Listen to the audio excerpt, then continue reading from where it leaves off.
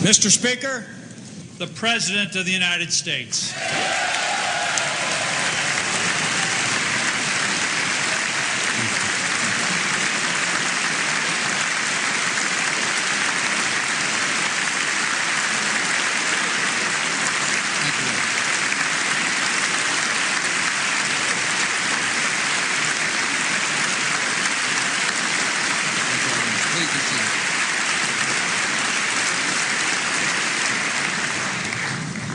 Mr. Speaker, Mr. President pro tempore, members of Congress, and fellow Americans. In the normal course of events, presidents come to this chamber to report on the State of the Union.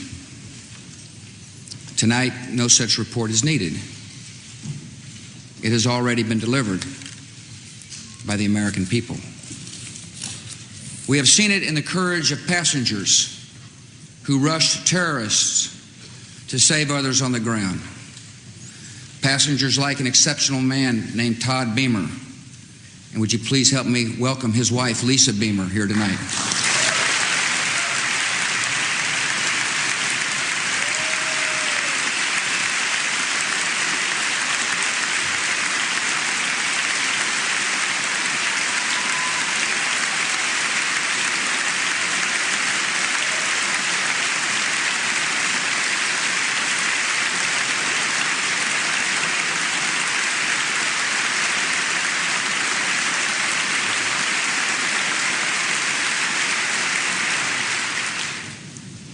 We have seen the state of our union in the endurance of rescuers working past exhaustion.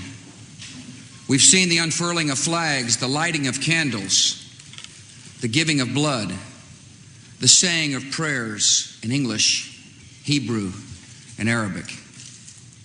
We have seen the decency of a loving and giving people who have made the grief of strangers their own.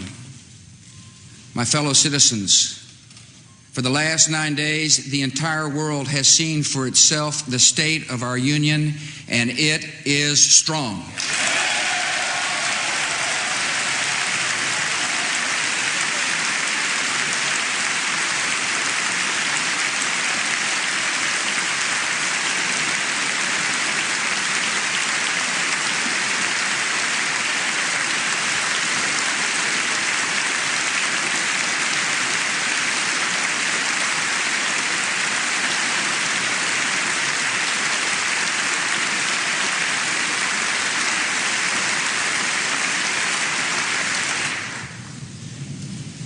Tonight, we are a country awakened to danger and called to defend freedom.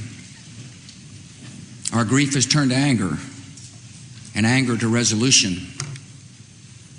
Whether we bring our enemies to justice or bring justice to our enemies, justice will be done.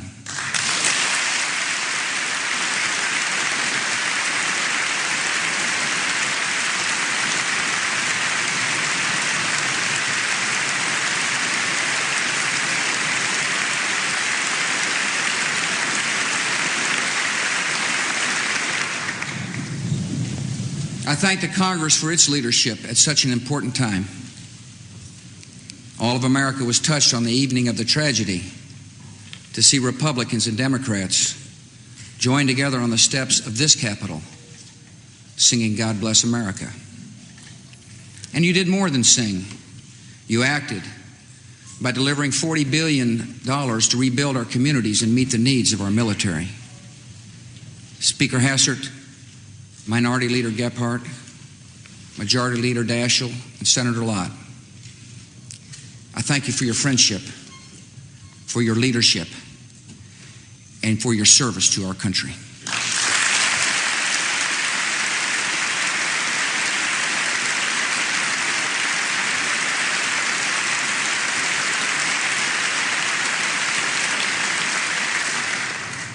And on behalf of the American people, I thank the world for its outpouring of support. America will never forget the sounds of our national anthem playing at Buckingham Palace, on the streets of Paris, and at Berlin's Brandenburg Gate. We will not forget South Korean children gathering to pray outside our embassy in Seoul. or the prayers of sympathy offered at a mosque in Cairo. We will not forget moments of silence and days of mourning in Australia and Africa and Latin America. Nor will we forget the citizens of 80 other nations who died with our own. Dozens of Pakistanis, more than 130 Israelis, more than 250 citizens of India, men and women from El Salvador, Iran, Mexico, and Japan, and hundreds of British citizens. America has no truer friend than Great Britain.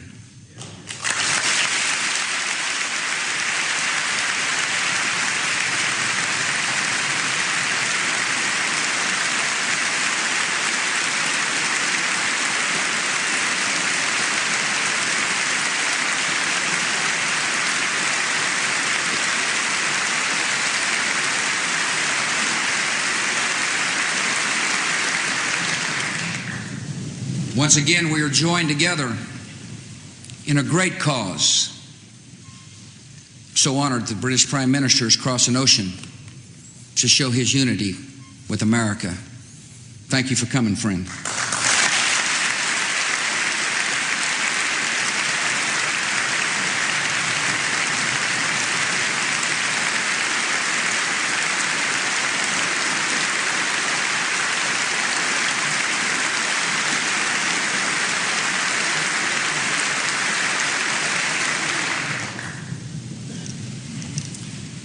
On September the 11th, enemies of freedom committed an act of war against our country. Americans have known wars, but for the past 136 years, they have been wars on foreign soil, except for one Sunday in 1941. Americans have known the casualties of war, but not at the center of a great city on a peaceful morning. Americans have known surprise attacks, but never before on thousands of civilians. All of this was brought upon us in a single day, and night fell on a different world, a world where freedom itself is under attack. Americans have many questions tonight. Americans are asking, who attacked our country? The evidence we have gathered all points to a collection of loosely affiliated terrorist organizations known as Al-Qaeda. They are some of the murderers indicted for bombing American embassies in Tanzania and Kenya and responsible for bombing the USS Cole. Al-Qaeda is to terror what the mafia is to crime, but its goal is not making money. Its goal is remaking the world and imposing its radical beliefs on people everywhere. The terrorists practice a fringe form of Islamic extremism that has been rejected by Muslim scholars and the vast majority of Muslim clerics, a fringe movement that perverts the peaceful teaching of Islam. The terrorist directive commands them to kill Christians and Jews, to kill all Americans, and make no distinctions among military and civilians, including women and children. This group and its leader, a person named Osama bin Laden, are linked to many other organizations in different countries, including the Egyptian Islamic Jihad and the Islamic movement of Uzbekistan. There are thousands of these terrorists in more than 60 countries. They are recruited from their own nations and neighborhoods and brought to camps in places like Afghanistan, where they are trained in the tactics of terror. They are sent back to their homes or sent to hide in countries around the world to plot evil and destruction. The leadership of Al-Qaeda has great influence in Afghanistan and supports the Taliban regime in controlling most of that country. In Afghanistan, we see Al-Qaeda's vision for the world. Afghanistan's people have been brutalized. Many are starving, and many have fled. Women are not allowed to attend school. You can be jailed for owning a television. Religion can be practiced only as their leaders dictate. A man can be jailed in Afghanistan if his beard is not long enough. The United States respects the people of Afghanistan. After all, we are currently its largest source of humanitarian aid, but we condemn the Taliban regime.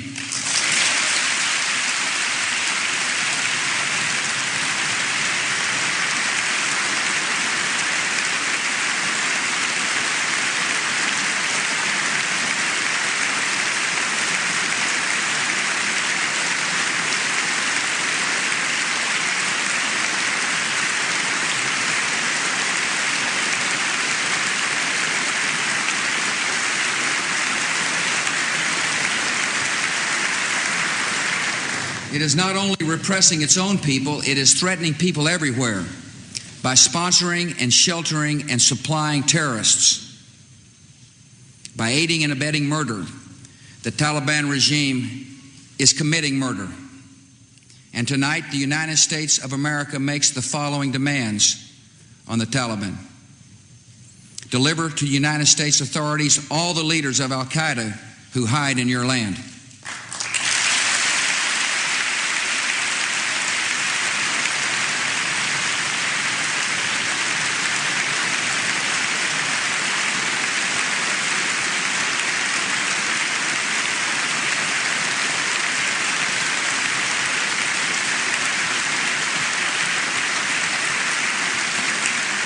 Release all foreign nationals, including American citizens you have unjustly imprisoned. Protect foreign journalists, diplomats, and aid workers in your country. Close immediately and permanently every terrorist training camp in Afghanistan and hand over every terrorist and every person in their support structure to appropriate authorities.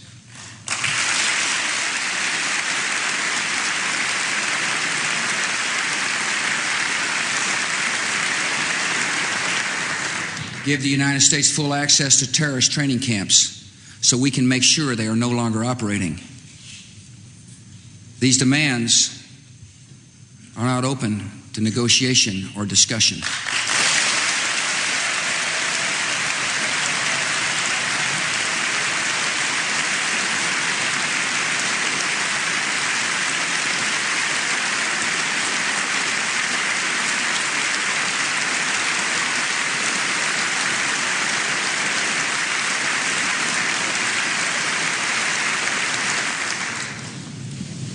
The Taliban must act and act immediately. They will hand over the terrorists, or they will share in their fate. I also want to speak tonight directly to Muslims throughout the world. We respect your faith. It's practiced freely by many millions of Americans and by millions more in countries that America counts as friends. Its teachings are good and peaceful. And those who commit evil in the name of Allah blaspheme the name of Allah. The terrorists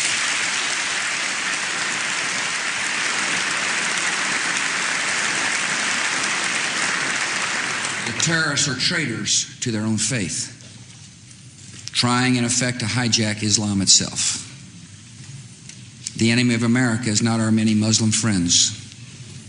It is not our many Arab friends. Our enemy is a radical network of terrorists and every government that supports them.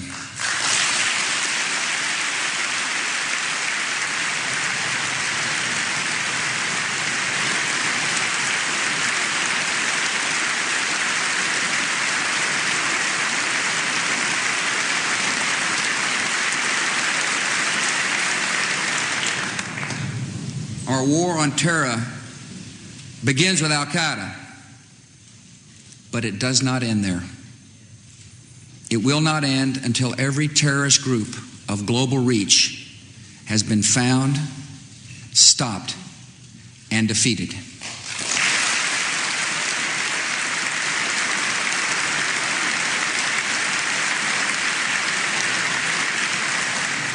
Americans are asking, why do they hate us? They hate what they see right here in this chamber. A democratically elected government. Their leaders are self-appointed. They hate our freedoms, our freedom of religion, our freedom of speech, our freedom to vote and assemble and disagree with each other. They want to overthrow existing governments in many Muslim countries, such as Egypt, Saudi Arabia, and Jordan. They want to drive Israel out of the Middle East. They want to drive Christians and Jews out of vast regions of Asia and Africa. These terrorists kill not merely to end lives, but to disrupt and end a way of life. With every atrocity, they hope that America grows fearful, retreating from the world and forsaking our friends. They stand against us because we stand in their way. We're not deceived by their pretenses to piety. We have seen their kind before. They are the heirs of all the murderous ideologies of the 20th century. By sacrificing human life to serve their radical visions, by abandoning every value except the will to power, they follow in the path of fascism, Nazism, and totalitarianism. And they will follow that path all the way to where it ends, in history's unmarked grave of discarded lies.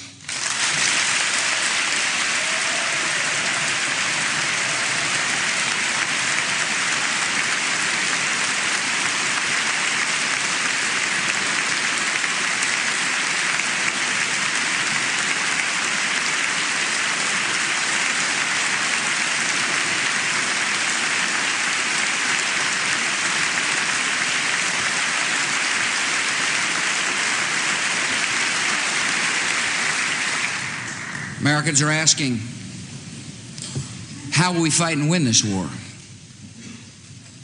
We will direct every resource at our command, every means of diplomacy, every tool of intelligence, every instrument of law enforcement, every financial influence, and every necessary weapon of war to the disruption and to the defeat of the global terror network. Now, this war will not be like the war against Iraq a decade ago, with a decisive liberation of territory and a swift conclusion. It will not look like the air war above Kosovo 2 years ago, where no ground troops were used and not a single American was lost in combat. Our response involves far more than instant retaliation and isolated strikes. Americans should not expect one battle, but a lengthy campaign, unlike any other we have ever seen. It may include dramatic strikes, visible on TV, and covert operations, secret even in success.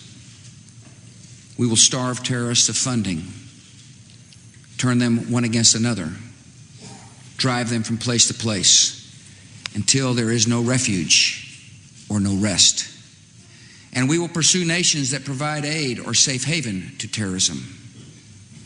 Every nation in every region now has a decision to make. Either you are with us or you are with the terrorists.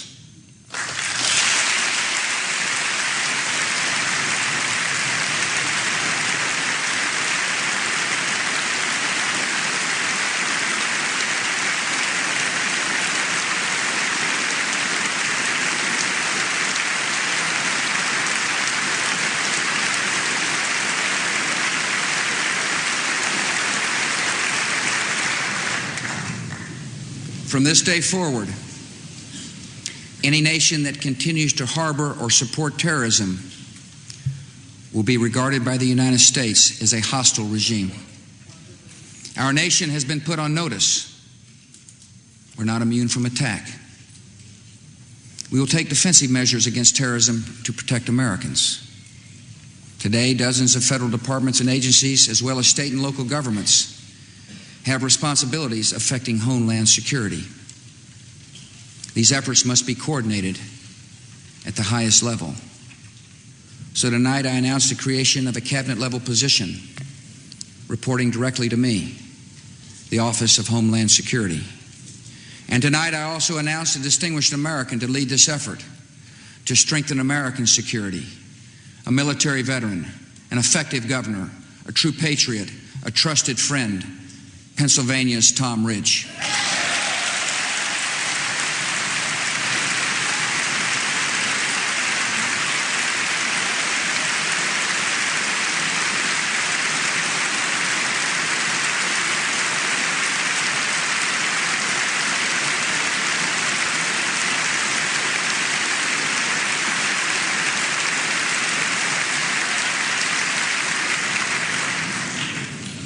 He will lead, oversee, and coordinate a comprehensive national strategy to safeguard our country against terrorism and respond to any attacks that may come. These measures are essential.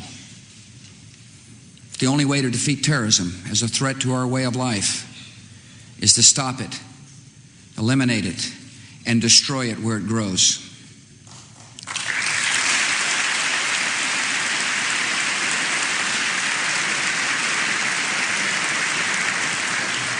Many will be involved in this effort, from FBI agents to intelligence operatives to the reservists we have called to active duty. All deserve our thanks, and all have our prayers. And tonight, a few miles from the damaged Pentagon, I have a message for our military. Be ready. I've called the armed forces to alert, and there is a reason. The hour is coming when America will act, and you will make us proud.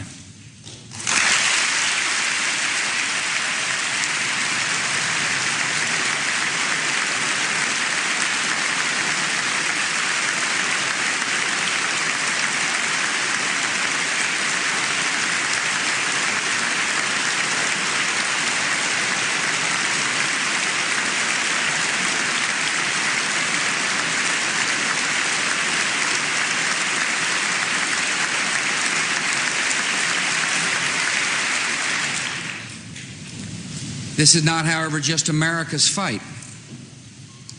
And what is at stake is not just America's freedom. This is the world's fight. This is civilization's fight. This is the fight of all who believe in progress and pluralism, tolerance and freedom. We ask every nation to join us. We will ask and we will need the help of police forces, intelligence service, and banking systems around the world. The United States is grateful that many nations and many international organizations have already responded with sympathy and with support. Nations from Latin America to Asia to Africa to Europe to the Islamic world. Perhaps the NATO Charter reflects best the attitude of the world. An attack on one is an attack on all. The civilized world is rallying to America's side. They understand that if this terror goes unpunished, their own cities, their own citizens may be next. Terror unanswered can not only bring down buildings, it can threaten the stability of legitimate governments. And you know what? We're not going to allow it.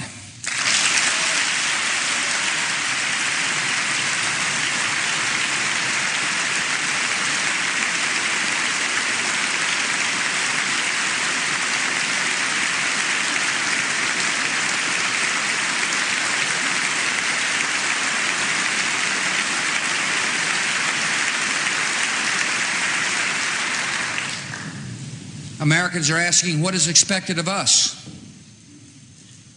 I ask you to live your lives and hug your children. I know many citizens have fears tonight, and I ask you to be calm and resolute, even in the face of a continuing threat. I ask you to uphold the values of America and remember why so many have come here. We're in a fight for our principles, and our first responsibility is to live by them. No one should be singled out for unfair treatment or unkind words because of their ethnic background or religious faith.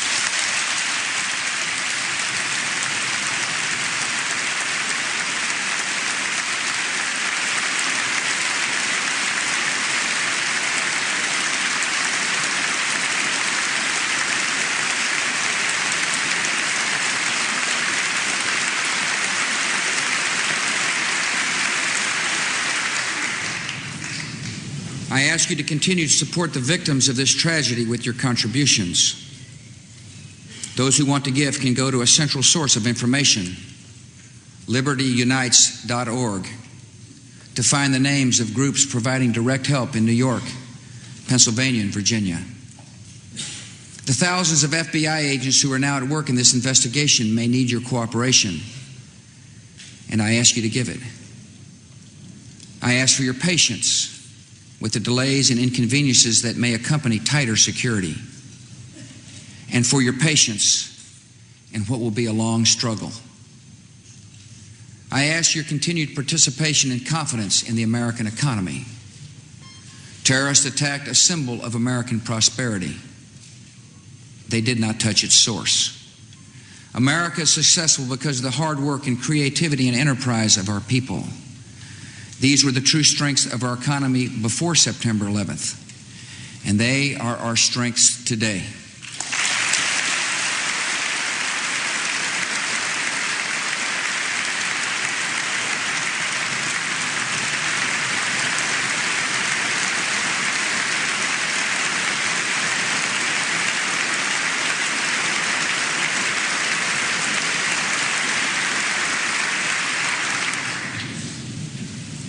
And finally, please continue praying for the victims of terror and their families, for those in uniform, and for our great country. Prayer has comforted us in sorrow and will help strengthen us for the journey ahead. Tonight, I thank my fellow Americans for what you have already done and for what you will do. And ladies and gentlemen of the Congress, I thank you, their representatives, for what you have already done and for what we will do together. Tonight, we face new and sudden national challenges. We will come together to improve air safety, to dramatically expand the number of air marshals on domestic flights, and take new measures to prevent hijacking. We will come together to promote stability and keep our airlines flying with direct assistance during this emergency.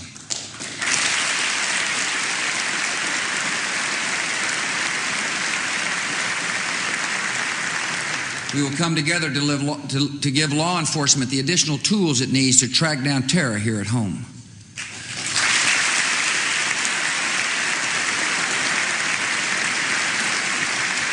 We will come together to strengthen our intelligence capabilities to know the plans of terrorists before they act and to find them before they strike.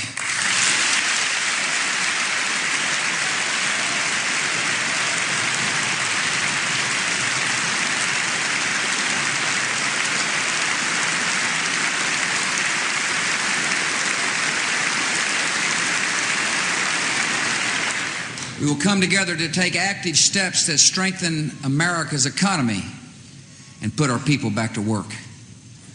Tonight we welcome two leaders who embody the extraordinary spirit of all New Yorkers, Governor George Pataki and Mayor Rudolph Giuliani.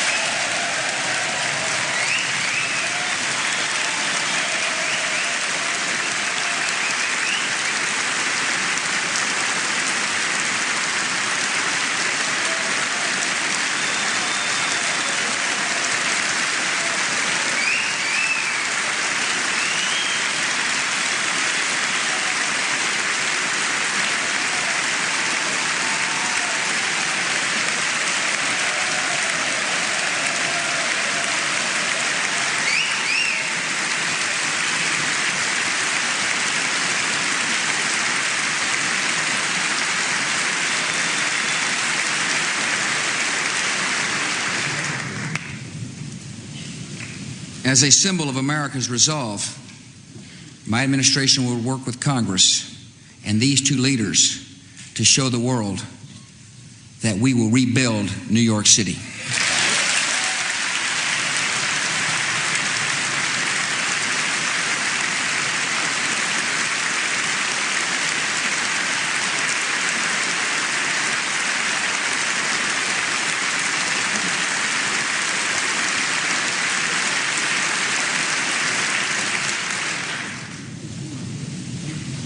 After all that has just passed, all the lives taken and all the possibilities and hopes that died with them, it is natural to wonder if America's future is one of fear. Some speak of an age of terror. I know there are struggles ahead and dangers to face. But this country will define our times, not be defined by them. As long as the United States of America is determined and strong, this will not be an age of terror. This will be an age of liberty here and across the world.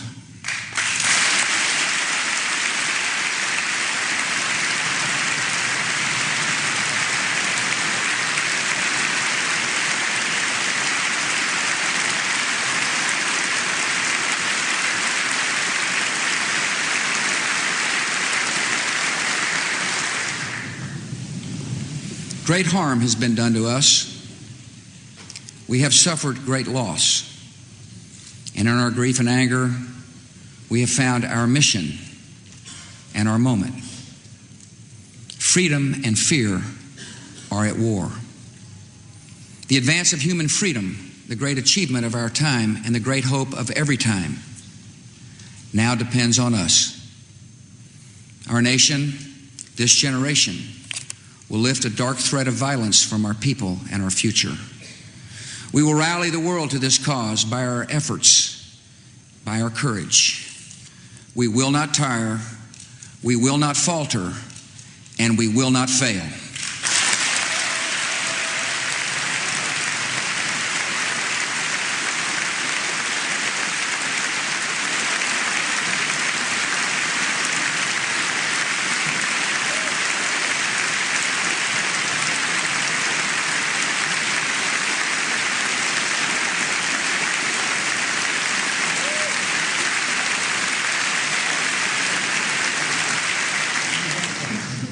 It is my hope that in the months and years ahead, life will return almost to normal.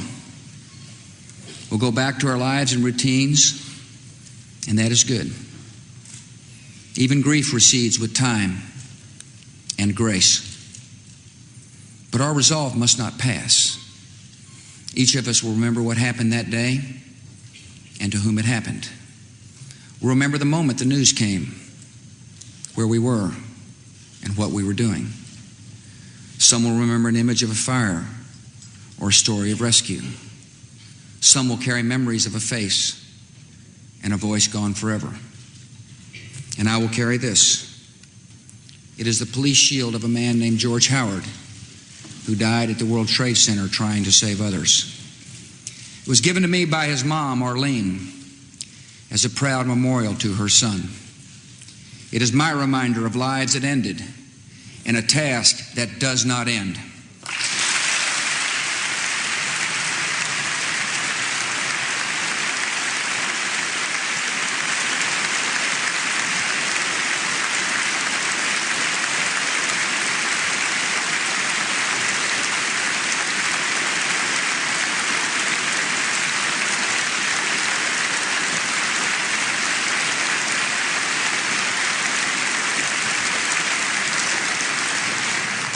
I will not forget the wound to our country and those who inflicted it.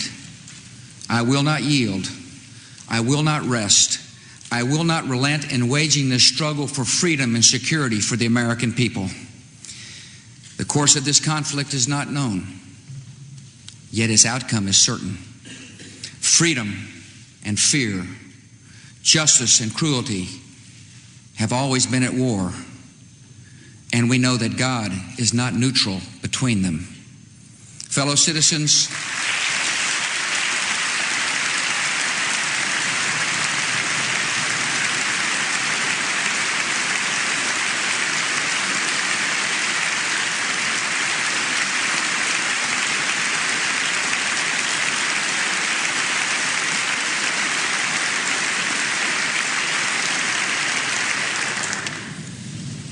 Fellow citizens, we'll meet violence with patient justice, assured of the rightness of our cause and confident of the victories to come. In all that lies before us, may God grant us wisdom, and may He watch over the United States of America. Thank you.